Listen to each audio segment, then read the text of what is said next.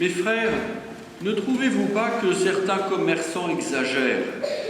Quand on peut trouver des galettes des rois avant Noël et qu'il y en a encore dans les étalages alors qu'on est en plein carême. Bien sûr, on n'a pas à se limiter seulement au jour de l'Épiphanie. D'ailleurs, même la liturgie développe ce mystère de la révélation dans les dimanches suivants. Et c'est le cas aujourd'hui. Bien sûr, les mages ont été les signes de la divinité du Christ par les cadeaux qu'il lui apportait. Mais nous avons d'autres témoignages, non pas à l'époque de la crèche, mais au commencement de la vie publique de Jésus. Et c'est le rôle particulièrement de Saint Jean-Baptiste. Oui, il rend témoignage et il voit, lorsque Jésus vient se faire baptiser par lui dans le Jourdain, il y a une véritable manifestation trinitaire qui témoigne non seulement de la mission de Jésus, mais même tout simplement qu'il est le Dieu vivant et vrai au milieu de nous. Il n'y a, à ma connaissance, il n'y a que 2 passages dans l'Évangile où une telle manifestation surnaturelle se réalise. C'est bien sûr au baptême du Seigneur et au jour de la transfiguration. Bien entendu, Jésus accomplit tout au long de son ministère des actes et des gestes qui rendent témoignage au Père et qui nécessitent une puissance qui n'est pas d'ordre humain. Mais finalement, reconnaissons qu'il a toujours été difficile d'accueillir dans la personne de Jésus Dieu lui-même.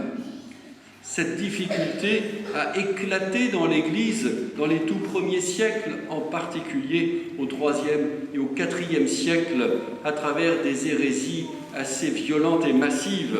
Je cite là 2 de mes illustres aïeuls, Arius et Nestorius. Vous voyez les liens familiaux. L'hérésie arienne, très subtile, ne peut pas reconnaître que Jésus est vraiment l'égal de Dieu. Bien sûr, il est le Messie, il est le Fils de l'homme, il manifeste la puissance de Dieu dans ses actes par son pouvoir, etc. Mais il n'est pas l'égal de Dieu. Il est l'envoyé, il est un peu en dessous. Oui, il est Dieu, mais pas tout à fait pareil. Cette hérésie arienne a été extrêmement dominante durant ces siècles, jusqu'à ce que les conciles de Nicée viennent trancher. Je peux citer ici, entre autres, le travail d'un docteur d'Occident qui est saint Hilaire et qui a beaucoup combattu pour cela. Il nous reste une trace dans le credo de Nicée-Constantinople de ces débats. Lorsque nous disons du Christ qu'il est lumière née de la lumière, vrai Dieu né du vrai Dieu, engendré, non pas créé, de même nature que le Père.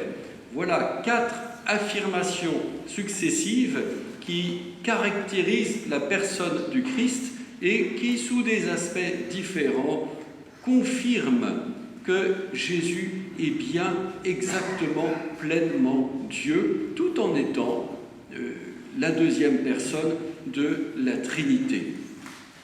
Alors reconnaissons qu'aujourd'hui, dans notre foi, même si ce débat-là a été tranché, il reste pour chacun d'entre nous une forme d'épreuve.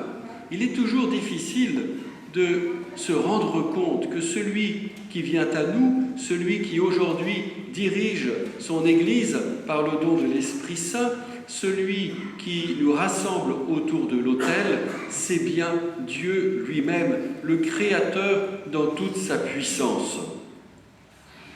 J'aime beaucoup le liturgiste qui nous a offert ces quelques versets de l'Épître aux Corinthiens. C'est assez rare, quand on cite une lettre, de ne citer que l'apostrophe. Et là, c'est le cas. Mais il faut dire aussi qu'elle est longue et qu'elle est particulièrement riche. En effet, dans le texte original, il n'y a qu'une phrase. Que dit-elle? Lorsque saint Paul s'adresse aux tout nouveaux chrétiens de Corinthe, il s'adresse à ceux qui ont été sanctifiés dans le Christ Jésus. Sanctifiés, ceux qui ont reçu la sainteté de Dieu. Ce n'est quand même pas rien. Et ceux-là, ils sont appelés à être saints. Oui, c'est bien Dieu qui est là présent, qui est venu en nous nous transformer par la grâce du baptême. Et en même temps, cette grâce a toujours besoin de se développer. Nous sommes appelés à être saints, j'oserais ajouter, avec toujours plus de vérité et toujours plus dans la communion de toute l'Église. Voilà cette réalité. Lorsque nous communions, en particulier dans le rite même de la communion, cette difficulté de reconnaître dans le Christ Dieu lui-même apparaît.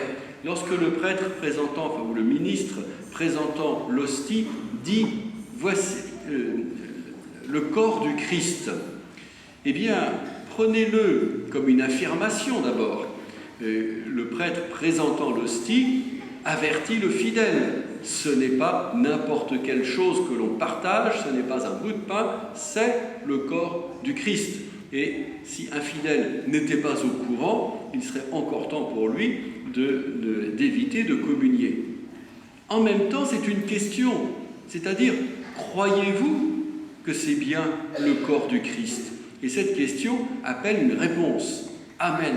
Oui, je crois. Je crois avec toutes les difficultés que cela comporte, mais je sais que c'est bien mon Dieu tout-puissant, et pas quelque chose d'un peu moins bien, parce que ce serait simplement sous le signe du pain consacré, et pas Dieu lui-même. Vous voyez, cette tentation est toujours là, d'essayer de réduire le Christ, parce que nous n'arrivons pas à admettre que le Créateur vienne jusqu'à sa créature. Et c'est pourtant cela la merveille, non seulement de ce sacrement, mais de toute notre vie de foi, merveille que nous sommes appelés à vivre pour toujours mieux en témoigner. Amen.